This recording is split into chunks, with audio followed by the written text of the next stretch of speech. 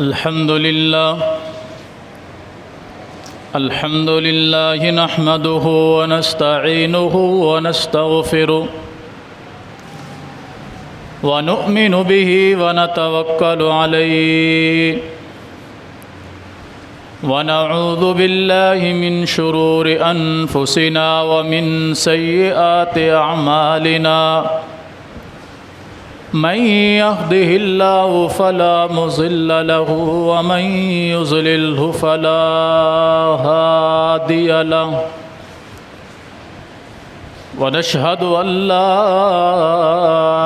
إله إلا الله وحده لا شريك له ونشهد أن محمدًا عبده ورسوله أما بعد يا أيها الذين آمنوا اتقوا الله حق تقاته ولا تموتن إلا وأنتم مسلمون يا أيها الناس اتقوا ربكم الذي خلقكم من نفس واحدة وخلق منها زوجها وبث منهما رجالا كثيرا ونساء واتقوا الله الذي تساءلون به والأرحام إن الله كان عليكم رقيبا يا أيها الذين آمنوا اتقوا الله وقولوا قولا سديدا يصلح لكم أعمالكم ويغفر لكم ذنوبكم ومن يطع الله ورسوله فقد فاز فوزا عظيما أما بعد فأعوذ بالله السميع العليم من الشيطان الرجيم بسم الله الرحمن الرحيم وأنكحوا الأيام منكم والصالحين من عبادكم وإمائكم إن يكونوا فقراء يغنهم الله من فضله واللہ واسع علیم اللہم صل علی محمد وعلی آل محمد کما صلیت علی ابراہیم وعلی آل ابراہیم انک حمید مجید اللہم بارک علی محمد وعلی آل محمد کما بارکت علی ابراہیم وعلی آل ابراہیم انک حمید مجید رب اشرح لی صدری ویسر لی امری واحلل عقدۃ من لسانی یفقہوا قولی رب زدنی علما اللہم انفعنا بما علمتنا وعلمنا ما ينفعنا وزدنا علما سبحانك لا علم لنا إلا ما علمتنا إنك أنت العليم الحكيم ہر قسم کی حمد و ثنا اللہ جل جلالہ کے لیے، بے شمار بے حد و حساب درود و سلام ہوں امام الانبیاء فخر الانبیاء سید الانبیاء جناب محمد الرسول اللہ صلی اللہ علیہ وآلہ وصحبہ وسلم کی ذات گرامی پر۔ عید سے اور اس سے پہلے جمعے یعنی 2 جمعے چھوڑ کر اس سے پہلے ہماری گفتگو چل رہی تھی نکاح کے مسائل کے حوالے سے۔ بہت ساری چیزوں کو ہم بیان کر چکے ہیں اور سن چکے ہیں۔ کچھ اہم چیزیں اس حوالے سے آج کی نشست کا حصہ ہوں گی۔ نبی علیہ الصلاۃ والسلام نے جو احکامات بیان فرمائے یا صحابہ اکرام رضوان اللہ علیہم اجمعین نے جس طرح زندگیاں گزاریں، اس سے ہمیں معلوم ہوتا ہے کہ جب بچہ اور بچی بلوغت کو پہنچ جائیں تو انہیں ان کا گھر والا کر دینا چاہیے۔ اگر ہم چاہتے ہیں کہ معاشرے سے بد امنی ختم ہو، گناہ ختم ہو، بدکاری کا خاتمہ ہو، تو اس کے لیے ضروری ہے کہ بچے اور بچی کی صحیح عمر میں شادی کر دی جائے۔ وہ بعد میں پڑھ رہے ہیں، بے شک پڑھتے رہیں، کوئی ہنر کوئی کام سیکھ رہے ہیں، بے شک سیکھتے رہے، لیکن ان چیزوں کو شادی میں رکاوٹ کا سبب نہ بننے دیں۔ جس معاشرے نے بچوں کی شادی میں تعلیم کو رکاوٹ سمجھا، کاروبار کو رکاوٹ سمجھا، یقین جانیں ان معاشروں میں بے حیائی عام ہے۔ آپ عرب کے معاشرے میں دیکھ لیں، گرچہ برائیاں ہر ملک میں موجود ہیں، لیکن صحیح عمر میں کی گئی شادیوں نے بہت سارے بہترین معاملات انجام دیے۔ اور اسی طرح آپ پنجاب میں چلے جائیں، سندھ میں چلے جائیں، اندرون سندھ یا دیگر دیہاتوں میں چلے جائیں، تو آج بھی وہاں کم عمری میں، یعنی جیسے ہی بچے بچی جوان ہوتے ہیں ان کی شادیاں کر دی جاتی ہیں۔ ہمارے ملک کا ایک قانون بنا دیا گیا ہے کہ جی 18 سال سے کم آپ شادی نہیں کر سکتے۔ تو یاد رکھیں یہ قانون شریعت کے مطابق نہیں ہے، کم از کم شریعت کے مطابق نہیں ہے، کیونکہ شریعت جو بلوغت کی حد رکھتی ہے اس کے اندر کوئی سال مقرر نہیں ہے کہ بچہ یا بچی 18 سال میں بالغ ہوں گے، 19 سال میں ہوں گے، 17 سال میں ہوں گے، نہیں، جب بھی بلوغت کو پہنچ جائے۔ اور یہ آپ میں سے ہر بندہ اچھے طریقے سے جانتا ہے کہ بلوغت 18-19 سال کے اندر جا کر نہیں، اس سے پہلے ہی بچے بچیاں جوان ہو جاتے ہیں۔ تو شریعت کے اندر عمل کرنے میں، شریعت کو اپنے اوپر نافذ کرنے میں بہت ساری برائیوں کا خاتمہ ہے۔ اور جب ہم شریعت سے روگردانی کرتے ہیں پھر ہمیں بہت ساری مشکلات کا سامنا کرنا پڑتا ہے۔ ایک تو یہ کہ جیسے ہی بچہ بچی بالغ ہوں اس سے پہلے ہی بچوں کو تیار کرنا شروع کر دیں، اپنے گھر گرہستی بچیاں جو ہے وہ سیکھنا شروع کر دیں، ماں باپ ان پر توجہ کریں، ان کی دیکھ بھال، ان کی تعلیم و تربیت اس انداز میں ہو کہ جیسے وہ بلوغت کو پہنچیں، سمجھداری کی عمر کو پہنچ جائیں تو انہیں ان کا گھر والا بنا دینا چاہیے۔ ایک بات۔ دوسری بات یہ ہے کہ اس کے اندر نہ تو مالی طور پر کوئی رکاوٹ ڈالی جائے، نہ ہی تعلیم کے طور کے نام پر کوئی رکاوٹ ڈالی جائے۔ مالی طور پر رکاوٹ ڈالی جاتی ہے بچوں کے حوالے سے کہ بچہ ابھی پڑھ رہا ہے، ابھی کام کاج نہیں کر رہا، پڑھے گا، تعلیم مکمل کرے گا، پھر کوئی کام کاج کرے گا، کوئی اچھی نوکری ملے گی، اس کے بعد جا کر اس کے بارے میں سوچیں گے۔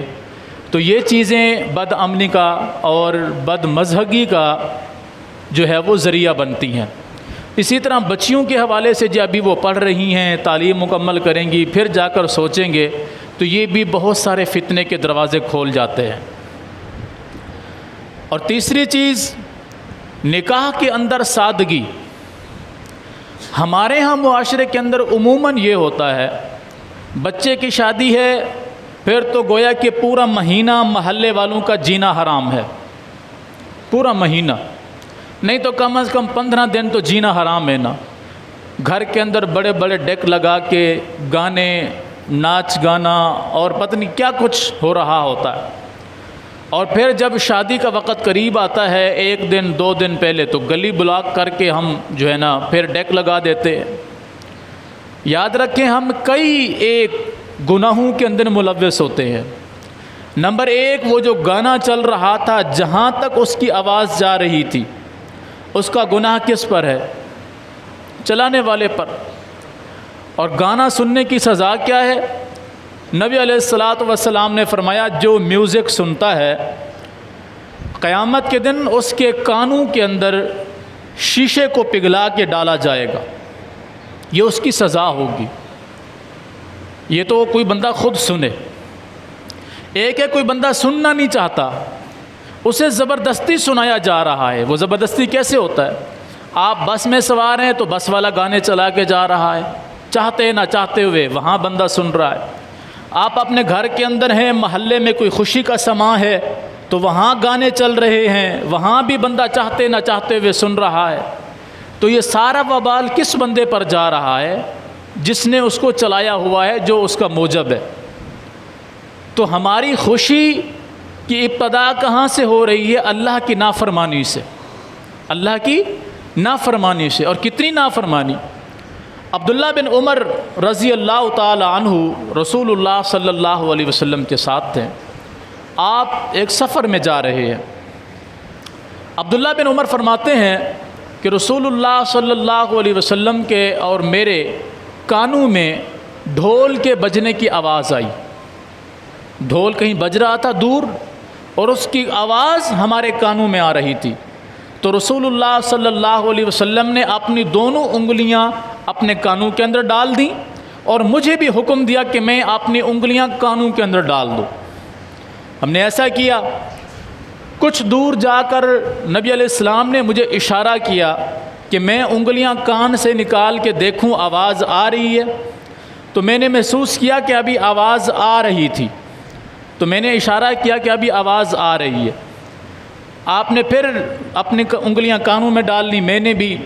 پھر کچھ دور جا کر ہم نے محسوس کیا پھر بھی آ رہی تھیں، یہاں تک کہ ہم کافی دور نکل گئے اور ڈھول کی آواز آنا بند ہو گئی۔ تو میں نے حضور کو اشارہ کیا کہ اب آواز جو ہے وہ نہیں آ رہی، تو حضور نے اپنی انگلیاں اپنے کانوں سے نکال لی تھی۔ نبی علیہ الصلاۃ والسلام ڈھول کی آواز سننا بھی پسند نہیں کرتے تھے، اور ہمارے ہاں تو پتہ نہیں عجیب و غریب ہلڑ بازی ہوتی ہے، اور پھر گندے اور ننگے گانے چلائے جا رہے ہوتے ہیں، بچیاں بھی سن رہی ہوتی ہیں، بچے بھی سن رہے ہوتے ہیں۔ بلوچی والے بلوچی میں، سندھی والے سندھی میں، سریکی والے سریکی میں، اردو والے اردو میں، پشتو والے پشتو میں، ہر زبان والا اپنی زبان کے اندر وہ گانے سن رہا ہوتا ہے، اور ایک بدتمیزی کا طوفان آیا ہوا ہوتا ہے، اللہ کی پناہ۔ اور پھر اس میں جو مخلوط نظام ہوتا ہے کہ عورتیں بھی، مرد بھی، لڑکے بھی، لڑکیاں بھی، سارے شامل ہیں، اکٹھے ہیں، سب کچھ ہو رہا ہے، ناچ گانا۔ یہ اللہ کے عذاب کو دعوت دینے والی بات۔ ایک تو ہم وہ کام کر رہے ہیں جس سے شریعت نے منع کیا۔ نبی علیہ السلام نے فرمایا میں آلات موسیقی کو توڑنے کے لیے آیا ہوں، آلات موسیقی کو توڑنے کے لیے آیا ہوں، شریعت محمدیہ میں اس کی کوئی اجازت نہیں، اور ہم ڈنکے کی چوٹ پر اس کی مخالفت کر رہے ہوتے ہیں۔ کہتے ہیں جی شادیاں بار بار تھوڑی آتی ہیں، شادیاں خوشیاں یہ ہر بار تھوڑی آتی ہیں، کبھی کبھار ہی تو آتی ہیں۔ اللہ کے بندو، کیا نبی علیہ الصلاۃ والسلام نے اپنی بیٹیوں کی شادیاں نہیں کی؟ اپنی 4 بیٹیوں کی شادی کی، حضرت زینب کی، حضرت رقیہ کی، حضرت ام کلثوم کی، حضرت فاطمہ تو زہرا رضی اللہ عنہن اجمعین کی۔ پھر صحابہ کرام رضوان اللہ علیہم اجمعین نے اپنی شادیاں کی، اپنے بیٹوں کی شادیاں کی، اپنی بیٹیوں کی شادیاں کی۔ کیا انہیں معلوم نہیں تھا خوشی کیسے منائی جاتی ہے؟ لیکن ہم ابتدا ہی اللہ کی نافرمانی سے کرتے ہیں، اور یہاں تک کہ شادی کی رات گزر گئی، بارات آ گئی، تب بھی چل رہا ہے، اور صرف چند لمحے کے لیے خاموشی ہوتی ہے کہ جب قاضی صاحب، مولوی صاحب نکاح پڑھا رہے ہوتے ہیں تب ہمارا ناچ گانا بند ہوتا ہے، اور پھر ہم قاضی صاحب سے، مولوی صاحب سے کہتے ہیں کہ آپ دعا کریں اللہ تعالیٰ ان کو خوش و خرم رکھے۔ کتنی بڑی بے وقوفی ہے کہ ہم نے 10 دن 15 دن اللہ کی نافرمانی کی، 10 دن 15 دن اللہ کی نافرمانی کی، لوگوں کو ستایا، ان کو ذلیل کیا، ان کا جینا حرام کر دیا. اس میں مریض بھی تھے، اس میں جو ہے صبح نوکریوں پہ جانے والے بھی تھے، اسکول میں جانے والے بھی بچے تھے. سب کچھ ہم نے 10 دن 15 دن پورے محلے کو ذلیل کر دیا. اور اب 2 منٹ کے لیے ہم مولوی صاحب سے دعا کروا رہے ہیں، گویا کہ یہ ایسی دعا ہے کہ فوراً عرش سے ٹکرائے گی اور ہمارا سارا معاملہ حل ہو جائے گا. اور اس دعا میں بھی آپ دیکھیں کہ مولوی صاحب دعا کرا رہے ہوں گے، باقی سارا مجمع آپس میں باتیں کر رہا ہوگا، تو خاک اس دعا پہ اثر ہوگا جس کی ابتدا اللہ کی نافرمانی سے ہوئی ہے. آپ کیا سمجھتے ہیں کہ یہ اللہ کو دھوکہ دینے والی بات نہیں ہے کہ چلیں اس لمحے میں یا اللہ تو ہماری دعا قبول فرما لے، ہمارا بچہ اور بچی جو ہے جن کی ہم شادی کر رہے ہیں، یہ 2 رشتے جو آپس میں جڑ رہے ہیں، ان کے اندر کوئی دراڑ پیدا نہ ہو. کس کو بے وقوف بنا رہے ہیں کہ 15 دن اس اللہ کی نافرمانی کی، اور پھر اس کے بعد دولہے والوں کی الگ سے جو ہے وہ جب تک ولیمہ نہیں ہو جاتا تب تک جو ہے ان کی ہلڑ بازی چلتی رہے گی. کس کو ہم نے دھوکہ دیا؟ تو نکاح کے اندر سادگی اور اللہ اور اس کے رسول کے حکم کے مطابق کیا گیا عمل، آپ یقین جانیں ایسے گھر کبھی آپ کو ٹوٹتے ہوئے نظر نہیں آئیں گے. اور جہاں 10 دن 15 دن اللہ کی نافرمانی کی جا رہی ہو، پہلے بھی بعد میں بھی، آپ دیکھیں گے 10ویں دن 12ویں دن 20ویں دن مہینے بعد کچھ دن بعد پتہ چلے گا جی وہ لڑکی روٹ کر گھر آ گئی ہے، لڑکا لڑکی کا مزاج نہیں ملتا، ان کی آپس میں بن نہیں پائی اور نوبت طلاق تک پہنچ جاتی. کبھی سوچا ہم نے کیا وجہ بنی؟ کیونکہ ہم نے اس رشتے کی ابتدا ہی اللہ کی نافرمانی سے کی، اس کی ابتدا ہی اللہ کی بغاوت سے کی، اللہ کی نافرمانی سے کی. تو یہ کیسے ممکن ہے کہ اس کے اندر برکت پیدا ہو؟ البتہ نبی علیہ الصلوۃ والسلام نے سید عائشہ رضی اللہ تعالیٰ عنہ سے فرمایا، ایک انصاریہ ایک جو ہے مہاجر عورت کی شادی تھی کسی انصاری صحابی سے. تو نبی علیہ الصلوۃ والسلام نے فرمایا کہ تم نے گانے والیوں کو ساتھ کیوں نہیں بھیجا تاکہ ان کو پتہ چلتا یہ شادی ہے. اس حدیث سے لوگوں نے بڑا غلط مطلب لیا کہ یہاں سے مراد یہ ہے کہ ڈھول باجے تاشے ناچ گانا سب کچھ جائز ہے، حالانکہ ایسا ہرگز نہیں ہے. ایک سائیڈ پہ بجنے والا جسے کہتے ہیں نا دف، ایک سائیڈ سے بجاتے ہیں اس کو، یہ بجانا جائز ہے بشرطے کہ یہ بھی گھر کے اندر بجایا جا رہا ہو اور بجانے والی بھی خواتین ہوں، اور اس میں کوئی اشعار کوئی نغمے خواتین اگر کہتی ہیں جس میں کوئی شرکیہ الفاظ بھی نہ ہوں، بیہودہ الفاظ بھی نہ ہوں تو جائز ہے. ان نغموں کے اندر ان گانوں کے اندر کوئی بیہودہ لفظ نہ ہو، کوئی شرکیہ لفظ نہ ہو، کوئی اس طرح کے گندے الفاظ نہ ہوں، نارملی الفاظ ہیں تو کوئی حرج نہیں ہے. اور وہ بھی خواتین کہہ رہی ہوں، خواتین سن رہی ہوں، اس کے اندر کوئی مرد شامل نہ ہو. اتنی اجازت ہے شریعت کی. اور اس حدیث کا بھی یہی مطلب ہے. اس کا یہ مطلب ہرگز نہیں ہے کہ 10 دن 15 دن یا مطلب ہے اس دن اس کے بعد جو کچھ مرضی کرتے رہو جی حدیث میں ناچ گانے کی اجازت ہے. ہرگز ایسا نہیں ہے. کبھی بھی اللہ کے رسول صلی اللہ علیہ وسلم کی حدیث کا غلط مطلب نہ لیں. جہاں رخصت ہے اس کو رخصت ہی سمجھے. ون سائیڈڈ ڈرم یعنی جسے دف کہا جاتا ہے وہ بجایا جا سکتا ہے، وہ بھی خواتین وغیرہ بجائیں، جس طرح کے کئی ایک موقعوں پر، جنگ کے موقعوں پر، عید کے موقعوں پر ایسا کرنا ثابت ہے. اور اس کے ساتھ ساتھ نکاح سنت کے مطابق کریں. ہمارے ہاں نکاح کے اندر بھی بہت بڑی خرابیاں ہوتی ہیں. نکاح کرانے والا آ کر وہ مولوی صاحب دلہا کو پہلے سارے کلمے پڑھا رہا ہوتا ہے، گویا کہ ابھی اس کو مسلمان کر رہا ہے. 6 کے 6 کلمے اس کو پڑھائے جائیں گے، اس کا ایمان مجمل ایمان مفصل اس کو یاد کرایا جائے گا، پھر اس کا نکاح پڑھایا جائے گا. کسی کا نکاح پڑھا رہے ہیں یا آپ اس کو مسلمان کر رہے ہیں. نبی علیہ الصلوۃ والسلام جو نکاح پڑھاتے تھے وہ یہ ہوتا تھا کہ آپ ولی سے اجازت لیتے، جو شریعت کا حکم ہے کہ ولی اجازت دے کہ میں نے اپنی بہن کا یا اپنی بیٹی کا نکاح اس بندے کے ساتھ کرنا ہے، یہ اجازت ہو گئی. اس کے بعد نکاح خان لڑکے سے پوچھے گا کہ بھائی فلاں کی بیٹی اتنے حق مہر کے عوض ان گواہوں کی موجودگی میں آپ کے نکاح میں دی جاتی ہے، قبول ہے؟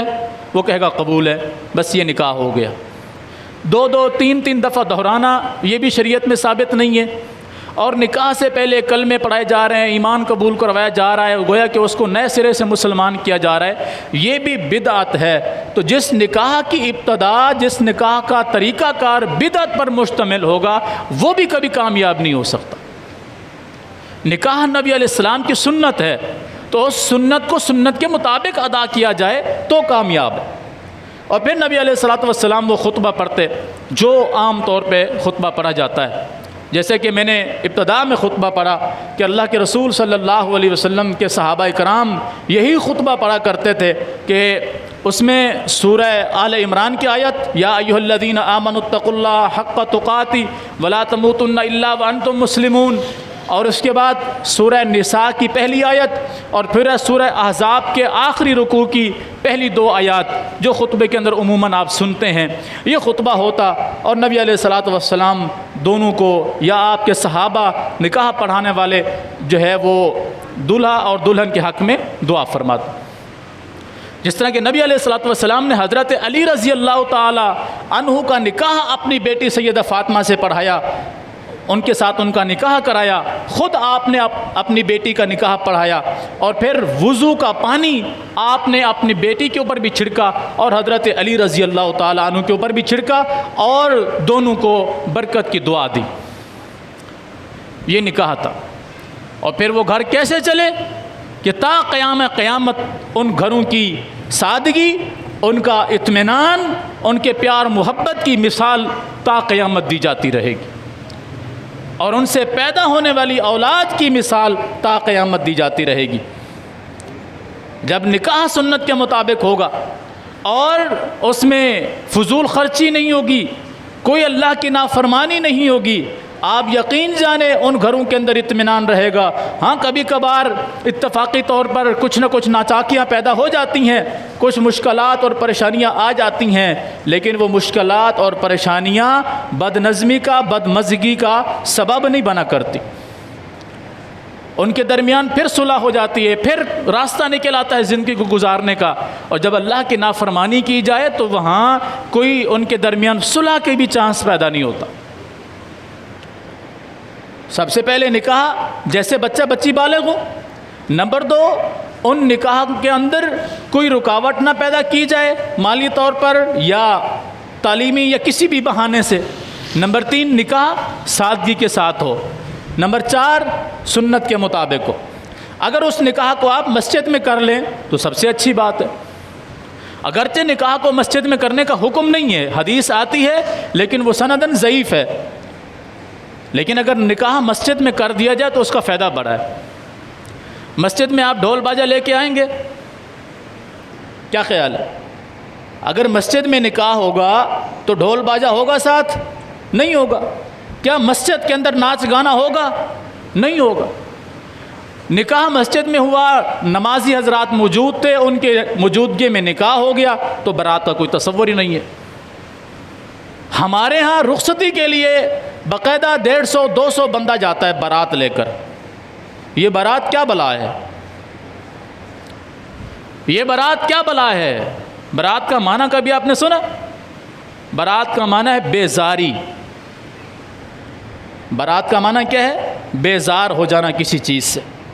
آپ ایمانداری سے بتائیں، کسی بھی ایسی شادی میں آپ شریک ہوئے ہوں جہاں ناچ گانا ہلڑ بازی یہ وہ ہوتا ہے، ایمانداری سے بتائیں آپ سچے دل سے جاتے ہیں؟ صرف ایک رشتہ داری کو نبھاتے ہوئے، تعلق داری کو نبھاتے ہوئے مجبوراً ہم جاتے ہیں کہ اگر نہیں جائیں گے تو یہ بولیں گے دیکھو ہماری خوشی میں شریک نہیں ہوئے۔ ایماندار بندہ کبھی بھی ایسے ماحول کے اندر کسی خوشی میں شریک نہیں ہوگا، اگر ہوگا بھی تو مجبوراً شریک ہوگا، تو بیزار ہو گیا یا وہ خوشی سے گیا۔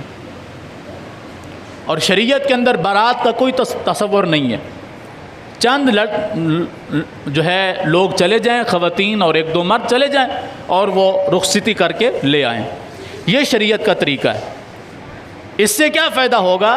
اس سے فائدہ یہ ہوگا کہ بچی والے پر مزید کوئی بوجھ نہیں پڑے گا۔ ہمارے ہاں بارات کے اندر 150-200 بندہ جا رہا ہے تو اس کے کھانے کی ذمہ داری کس پر ہے؟ بچی والے پر کہ ہمارے اتنے بندوں کے کھانے کا بندوبست آپ نے کرنا ہے، جبکہ بچی والے پر شریعت نے کوئی بوجھ نہیں رکھا۔ سیدہ فاطمہ تو زہرا رضی اللہ تعالی عنہ کا نکاح ہوا، آپ جانتے ہیں خرچہ کس کا تھا؟ حضرت علی رضی اللہ تعالی عنہ کا۔ سیدہ فاطمہ تو زہرا رضی اللہ تعالی عنہ سے نکاح کرنے کی خواہش کئی ایک صحابہ نے حضور کے سامنے ظاہر کی، لیکن حضور نے کسی کو کوئی جواب نہیں دیا۔ اپنی بیٹی کے لیے آپ نے جس کا انتخاب کیا وہ حضرت علی رضی اللہ تعالی عنہ تھے، اور آپ نے علی رضی اللہ تعالی عنہ سے پوچھا حق مہر میں دینے کے لیے کچھ ہے؟ کہا اللہ کے رسول صلی اللہ علیہ وسلم میرے پاس ایک گھوڑا ہے اور ایک زرہ ہے۔ تو آپ نے فرمایا گھوڑا تو جنگوں میں کام آتا ہے، حالانکہ زرہ بھی جنگوں میں کام آتی ہے۔ آپ نے فرمایا جاؤ گھوڑا اپنے پاس رکھو اور زرہ کو بیچو۔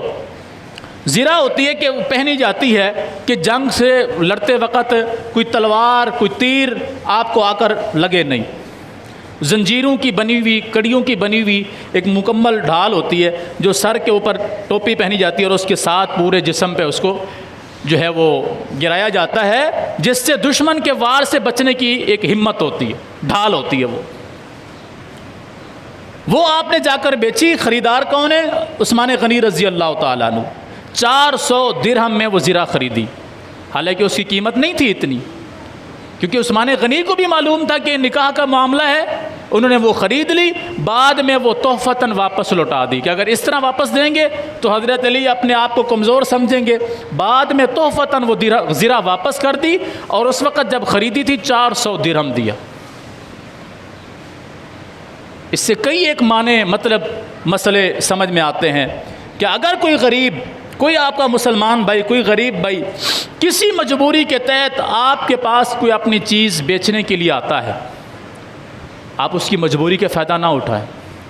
ہمارے ہاں تو یہ عادت ہے نا، کوئی موٹر سائیکل بیچ رہا ہے، کوئی گاڑی بیچ رہا ہے، کوئی پلاٹ بیچ رہا ہے، کوئی گھر بیچ رہا ہے۔ اگر وہ 50 لاکھ کا گھر ہے اور وہ مجبوراً 20 لاکھ کا 25 لاکھ کا بیچ رہا ہے تو ہم تو چپ چاپ فوری طور پہ اس کو خرید لیتے ہیں کہ کسی کو پتہ ہی نہ چلے۔ یہ ہمارے مسلمانوں کا رواج ہے۔ صحابہ کا رواج یہ ہوتا تھا، صحابہ کا عمل یہ ہوتا تھا کہ اگر کوئی اپنی مہنگی چیز بیچ رہا ہوتا تھا اور اس کو اس کی قیمت کا علم نہیں ہوتا تھا تو وہ اصل قیمت اس کو ادا کرتے تھے۔ یہ ہوتی تھی ہمدردی۔ ہم تو مجبوری سے فائدہ اٹھاتے۔ بہرحال 400 درہم حضرت علی رضی اللہ تعالیٰ عنہ لے کر آئے، رسول اللہ صلی اللہ علیہ وسلم کو دیے۔ آپ نے وہ پیسے، ان میں سے کچھ پیسے آپ نے گھر میں بھجوا دیے تاکہ گھر کے اندر بچی کی تیاری کی جائے، اور کچھ پیسے آپ نے حضرت بلال رضی اللہ تعالیٰ عنہ کو دیے کہ جاؤ اس سے فلاں فلاں ضرورت کی چیزیں خرید کر لاؤ۔ وہ سارے چیزیں جو ضرورت کی خرید کر لائی گئیں وہ حضرت علی رضی اللہ تعالیٰ عنہ کا اپنا پیسہ تھا۔ اور پھر نبی علیہ الصلوۃ والسلام نے اپنی بیٹی کو جہیز میں کیا دیا؟ ایک پلنگ، 2 مشکیزیں، 2-3 مٹکے اور ایک مسلح، 2 چکیاں آٹا پیسنے کے لیے، اور کچھ برتن جو ضرورت کے استعمال کے لیے تھے۔ سیدہ فاطمہ تو زہرا رضی اللہ تعالی عنہا نے ساری زندگی ان چیزوں کو اپنے پاس سنبھال کر رکھا اور ان کے اندر کوئی اضافہ نہیں کیا،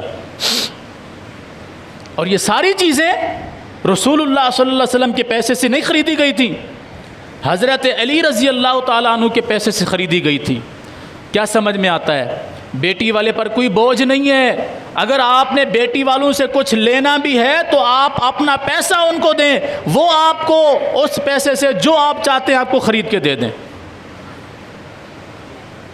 اور ہم اسی جہیز کو بہانہ بنا کر کہتے ہیں حضور نے بھی تو اپنی بیٹی کو جہیز دیا تھا نا، حضور نے جو جہیز دیا تھا پھر ویسا جہیز دے کر دکھاؤ نا۔ اور میں کئی پچھلے جمعے میں عرض کر چکا ہوں کہ جی ہمارے بیٹے کو گاڑی کے بغیر سفر کرنا اچھا نہیں لگتا، اے سی کے بغیر سوتا نہیں ہے، بیڈ کے بغیر اس کو نیند نہیں آتی، وغیرہ وغیرہ۔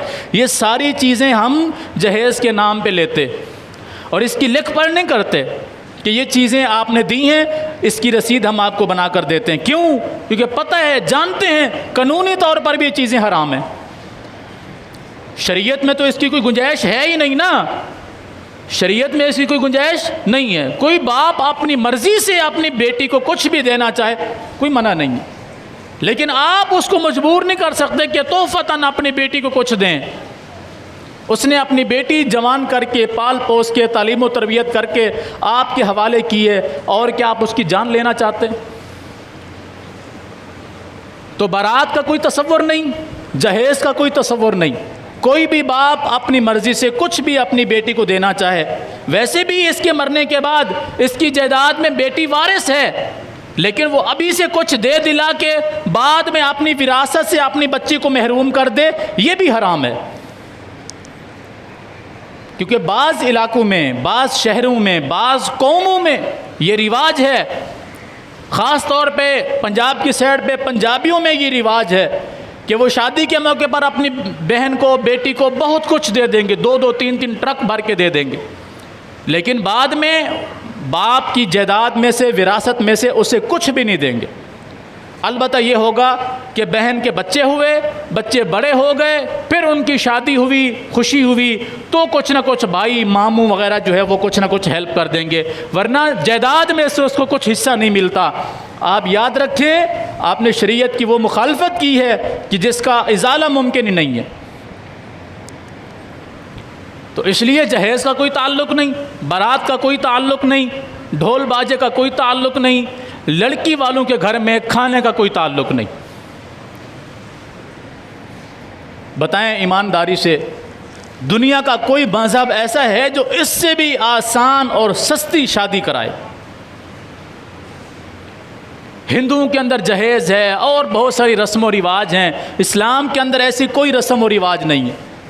10 دن پہلے مایوں چل رہی ہے، پھر مہندی چل رہی ہے، پھر جو ہے وہ جگراتا چل رہا ہے، پھر بارات ہے، پھر ولیمہ ہے، پھر یہ ہے۔ شریعت میں ان چیزوں کا کوئی تعلق نہیں ہے۔ پھر شادی ہو گئی ہے تو منہ چھپائی علیحدہ ہے، منہ دکھائی علیحدہ ہے، جوتا چھپائی علیحدہ ہے، دودھ پلائی علیحدہ ہے، اور بھی بہت ساری چیزیں اس میں شامل ہو جاتی ہیں۔ اور پھر بے پردگی، پھر فوٹوگرافی، پھر دیگر چیزیں، گویا کہ شادی نہیں ہو رہی، ایک ایسا گناہ کا اڈا تیار کیا جا رہا ہے جس کا کوئی ازالہ ممکن نہیں۔ ویسے اگر کوئی ہماری بہن بیٹی کو آنکھ اٹھا کر دیکھے تو ہم اس کی آنکھیں نکال دیں، لیکن اس موقع پر ہم اسپیشل بلاتے ہیں ان کو، وہ بدبخت آ کر وہ کہہ رہے ہوتے ہیں دلہن کو کھڑے ہو کر دکھاؤ، پھر ایسے پوز بن کے دکھاؤ، ایسے چل کے دکھاؤ۔ وہ تمہارے کیا لگتے ہیں؟ ویسے تو اگر کوئی ہماری بہن بیٹی کی طرف آنکھ اٹھا کر دیکھے یا چھیڑ کر دکھائے یا ہاتھ لگا کے دکھائے تو ایک قتل و غارت کا سماں پیدا ہو جاتا ہے۔ اس موقع پر تو ہم نے خود بھی غیرتی کی کہ ان کو بلا کر ان ویڈیو والوں کو، تصویروں والوں کو یا دیگر کو، یا جی وہ شادی کے موقع پر، خوشی غمی کے موقع پر یا خوشی کے نام پر وہ کزن بھی آ رہے ہیں، ماموں کے بیٹے بھی آ رہے ہیں، چاچا کے بیٹے بھی آ رہے ہیں، تایا کے بیٹے بھی آ رہے ہیں، جو سب کے سب غیر محرم ہیں، وہ اس خوشی میں شریک ہو رہے ہیں، اور لڑکیوں کے اندر، عورتوں کے اندر وہ گھوم پھر رہے ہیں۔ کیا تعلق ہے اس کا؟ کیا یہ اللہ کے عذاب کو دعوت دینے والی بات نہیں ہے؟ اور پھر آپ نہیں دیکھتے اس موقع پر اس طرح کے معاملات کے بعد کیا رزلٹ نکلتا ہے؟ جب شریعت کی اتنی زیادہ مخالفت کی جائے گی تو اس کا وبال بھی بہت بڑا نکلے گا۔ تو ان چیزوں سے پرہیز کریں ہر ممکن۔ اگر ہم چاہتے ہیں کہ ہماری بہنوں کے، ہماری بیٹیوں کے گھر اچھے طریقے سے بس جائیں تو سنت کے مطابق ان کے نکاح کیجئے، صحیح عمر میں ان کے نکاح کیجئے، سادگی کے ساتھ ان کے نکاح کیجئے۔ یقین جانیں ساری زندگی آپ بھی خوش رہیں گے، بچے بھی خوش رہیں گے۔ اور اگر اللہ اور اس کے رسول کی مخالفت والے سارے ہم کام کریں گے اور پھر ہم امید رکھیں کہ گھروں کے اندر خیر و برکت ہو، تو ایسا کبھی بھی نہیں ہو سکتا، کیونکہ ہم اللہ کو بھی راضی کرنے کی کوشش کرتے ہیں، شیطان کو بھی راضی کرنے کی کوشش کرتے ہیں۔ اور پھر جب بیٹی کی شادی کر دیں تو ایک اور برائی جو ہمارے معاشرے کے اندر عام ہے وہ یہ ہے، عموماً جب بچی کی شادی کر دی جاتی ہے تو 2 خواتین ہیں جو اس گھر کو بنانے میں بھی کردار ادا کرتی ہیں، بگاڑنے میں بھی کردار ادا کرتی ہیں۔ ایک لڑکی کی ماں، اگر وہ ماں اپنی بیٹی کو سمجھا کر سمجھداری سے رخصت کرے گی اور بتائے گی کہ بیٹا جس طرح میں تیری ماں ہوں، تو میری خدمت کرتی تھی، فرما برداری کرتی تھی، اب جس گھر میں جا رہی ہے وہ تیری ماں ہے، اس کی بھی اسی طرح فرما برداری کرنا، خدمت کرنا، دیکھ بھال کرنا۔ اللہ کی قسم یہ گھر کبھی نہیں ٹوٹے گا۔ دوسری وہ ساس جس کے گھر میں بہو آئی ہے، اگر وہ آنے والی بیٹی کو اپنی بیٹی سمجھے، اس کو اس طرح مقام و مرتبہ دے، اس کی دیکھ بھال کرے جس طرح وہ اپنی بچیوں کی دیکھ بھال کرتی ہے، کبھی گھر نہیں ٹوٹے گا۔ ادھر سے ماں اپنی بیٹی کو پن کر رہی ہے، اگر تیری ساس تجھے آنکھیں دیکھے تو جوتا اٹھا کے مارنا، وہ تجھے ایک گالی دے تو 10 دینا، بتائیں وہ گھر چل سکتا ہے؟ اور جو بہو کو لے کر آئی ہے وہ یہ سمجھے کہ میں تو ساس ہوں، میں جو کہوں وہ اسے کرنا چاہیے، تو بھی گھر نہیں چل سکتا۔ اور پھر ہم آئے دن سنتے ہیں کہ بہو وہ میرے بیٹے کو لے کر مجھ سے علیحدہ ہو گئی۔ وہ تو شریعت نے بھی کہا تھا کہ جب تمہارے بچے بالغ ہو جائیں ان کی شادی کر دو اور انہیں علیحدہ کر دو۔ کیوں علیحدہ کر دو؟ انہیں علیحدہ کرو گے انہیں اپنی ذمہ داریوں کا احساس ہوگا، وہ تمہارے ساتھ رہیں گے تو انہیں ذمہ داریوں کا احساس نہیں ہوگا، وہ تمہارے اوپر بوجھ بنیں گے۔ لیکن ہم علیحدہ کرتے ہیں اپنی خواہشات کی وجہ سے کہ مجھے اس گھر میں نہیں رہنا، مجھے سب کی ذمہ داریوں کو نبھانا ہے، مجھے یہ کرنا ہے وہ کرنا ہے۔ حالانکہ یہی خاتون جب اپنے گھر میں تھی تو اپنے بھائیوں کی یا اپنی بہنوں کی خدمت نہیں کرتی تھی۔ تو یہاں بھی اگر وہ اخلاقاً کر لے تو کوئی حرج نہیں ہے، ذمہ داری نہیں ہے اس پر، لیکن اخلاقاً کرے گی تو گھر کا ماحول بہتر رہے گا۔ اور ساس سسر بھی اس کو اپنی بیٹی سمجھیں گے، اس کے ساتھ ادب و احترام سے اپنی بیٹی کی طرح پیش آئیں گے تو گھر کبھی بھی نہیں ٹوٹے گا۔ اور تیسرا کردار ادا کرتے ہیں لڑکی کے بھائی یا باپ، کہ دیکھ تیرا باپ بھی زندہ ہے، تیرے بھائی بھی زندہ ہیں، تو اپنے آپ کو اکیلی مت سمجھنا، کچھ بھی تیرے ساتھ ہو بس ہمیں ایک فون کال کر دینا، دیکھنا ہم ان کی ماں بہن ایک کر دیں گے۔ مجھے بتائیں اب یہ اس گھر میں بہو بن کے جائے گی یا ڈنڈے والی بن کے جائے گی؟ اس کو پتہ ہے میرے شوہر نے مجھ سے اونچی آواز میں بات کی تو یہ اس کے گلے پڑ جائے گی، ساس نے اونچی آواز میں بات کی اس کے گلے پڑ گئی، سسر نے اونچی آواز میں بات کی تو اس کے گلے پڑ گئی۔ یہ گھر بن سکتا ہے؟ کبھی نہیں بن سکتا۔ نبی علیہ الصلوۃ والسلام کی بیٹی سیدہ فاطمہ رضی اللہ تعالی عنہا اور حضرت علی رضی اللہ تعالیٰ عنہ کے درمیان کسی بات پر کوئی ناچاکی ہو گئی۔ حضرت علی رضی اللہ تعالیٰ عنہ گھر سے ناراض ہو کر چلے گئے، حضرت فاطمہ ناراض ہو کر باپ کے گھر میں آ گئی۔ نبی علیہ الصلوۃ والسلام باہر تھے، واپس آئے، دیکھا تو فاطمہ آئی ہوئی ہے گھر میں۔ کیوں آئی ہو؟ تو بتایا اس طرح کہ میرے درمیان اور حضرت علی رضی اللہ تعالیٰ عنہ کے درمیان کسی بات پر کوئی اختلاف ہو گیا ہے، علی گھر چھوڑ کر چلے گئے۔ نبی علیہ الصلوۃ والسلام نے یہ نہیں فرمایا اچھا بیٹھ میں ابھی علی کی خبر لیتا ہوں، اس کی جرت کیسے ہوئی، یہ کیسے ہوا، وہ کیسے ہوا۔ ہمارا یہ رواج ہوتا ہے، یہ ذہن ہوتا ہے، یہ مزاج ہوتا ہے کہ نہیں ہوتا؟ ہم 2-4 گالیاں بھی نکال دیتے ہیں اپنے داماد کو جس کو بیٹی دی ہوئی ہوتی ہے۔ آپ نے اپنی بیٹی کو اپنے گھر میں بٹھایا اور چلے گئے، دیکھا مسجد نبوی کے ایک کچے صحن میں سیدنا علی رضی اللہ تعالیٰ عنہ لیٹے ہوئے ہیں، قمیض نہیں ہے۔ غربت کا عالم دیکھے، قمیض نہیں ہے، صرف تہبند باندھا ہوا ہے، زمین پر لیٹے ہوئے ہیں، پسینے کی وجہ سے مٹی حضرت علی رضی اللہ تعالیٰ عنہ کے جسم پر لگ چکی ہے۔ آپ گئے اور حضرت علی رضی اللہ تعالیٰ عنہ کو ایسے ہلکی سی ٹھوکر لگائی، فرمایا قم یا ابا التراب، کھڑے ہو جاؤ مٹی کے باپ۔ ابا التراب کے 2 معنی، مٹی والے یا مٹی کے باپ، کھڑے ہو جاؤ۔ حضرت علی رضی اللہ تعالیٰ عنہ کھڑے ہو گئے، اپنے جسم کو جھاڑا۔ نبی علیہ الصلوۃ والسلام نے حضرت علی رضی اللہ تعالیٰ عنہ کے کندھے پر یوں ہاتھ رکھا اور اپنے گھر میں لے کر آئے، جس چارپائی پہ سیدہ فاطمہ بیٹھی تھیں اسی چارپائی پہ بٹھایا، پھر دونوں کو سمجھایا، دونوں کو واضح نصیحت کی، دونوں کو پیار محبت سے کچھ باتیں سمجھائیں۔ اللہ کی قسم اس دن کے بعد کبھی اس گھر میں لڑائی نہیں ہوئی۔ ہم ایسا کیوں نہیں کرتے؟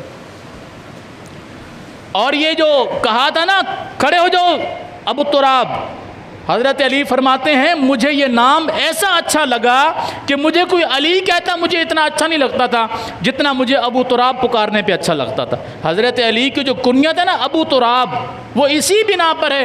رسول اللہ صلی اللہ علیہ وسلم نے جس دن حضرت علی کو ابو تراب کہہ کر پکارا، حضرت علی نے اپنی کنیت ہی بنا لی، کوئی ابو تراب کہہ کر پکارتا، حضرت علی خوش ہوتے، اتنا نام پر خوش نہیں ہوتے تھے. کیوں؟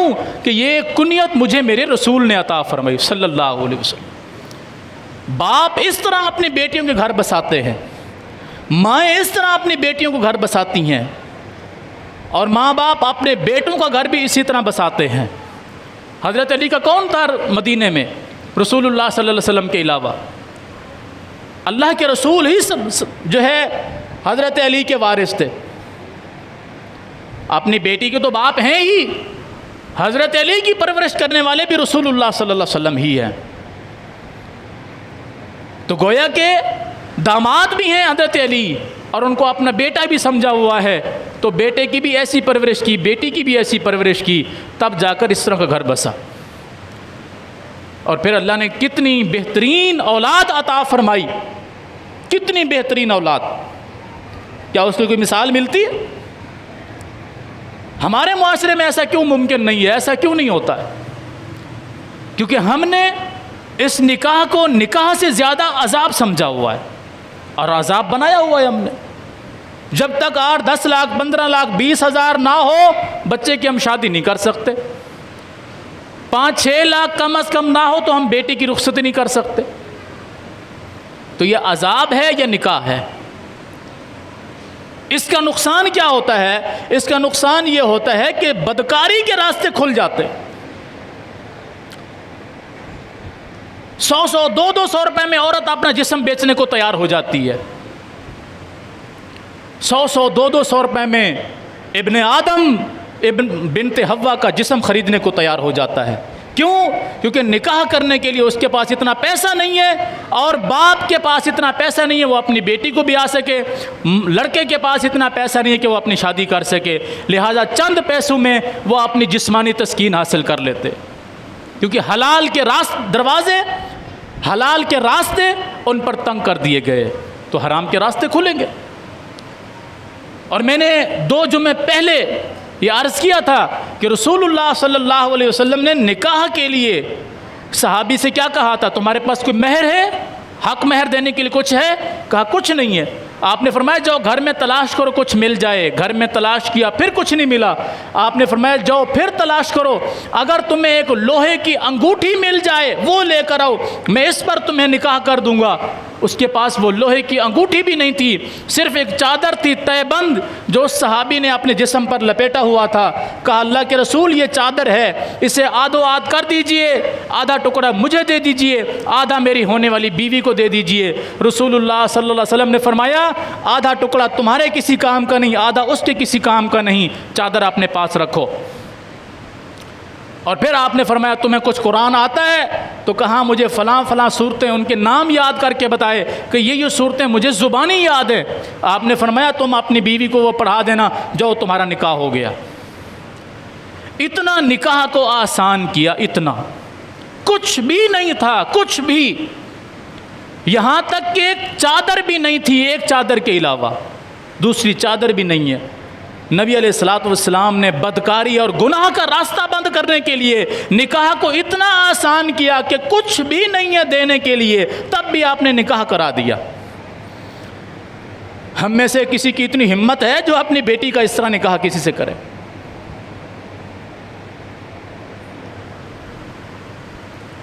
پھر خیر کی امید ہے؟ فتنے فساد اور شر کے علاوہ پھر کس چیز کی ہم امید رکھ سکتے ہیں؟ کسی چیز کی نہیں. تو یہ وہ چند گزارشات تھیں جو آپ کے سامنے گوش گزار کرنی تھی کہ اگر ہم چاہتے ہیں ہمارے معاشرے سے بدکاری، زنا، گناہ کا راستہ بند ہو، تو پھر کوشش کیجئے اپنے بچوں کی عمر، شادی صحیح عمر میں کیجئے، سادگی سے کیجئے. تعلیم یا مالی طور پر ان چیزوں کو آڑ نہ آنے دیجئے، اور سنت کے مطابق نکاح کیجئے. پھر ان کی اچھی تعلیم و تربیت کر کے ان کو رخصت کیجئے.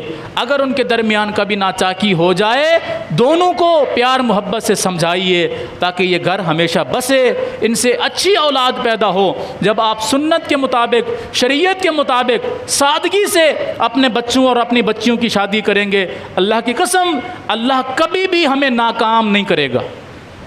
ہمارے گھر کامیاب ہوں گے، خوشیاں ہوں گی، آرام ہوگا، اطمینان ہوگا. ورنہ اس کے علاوہ فتنہ فساد اور ظلم و زیادتی کے علاوہ کچھ نہیں ہے۔ اللہ تعالی ہمیں سمجھنے کی توفیق عطا فرمائے۔ اقول قولی ھذا واستغفر اللہ لی ولکم ولسائر المسلمین۔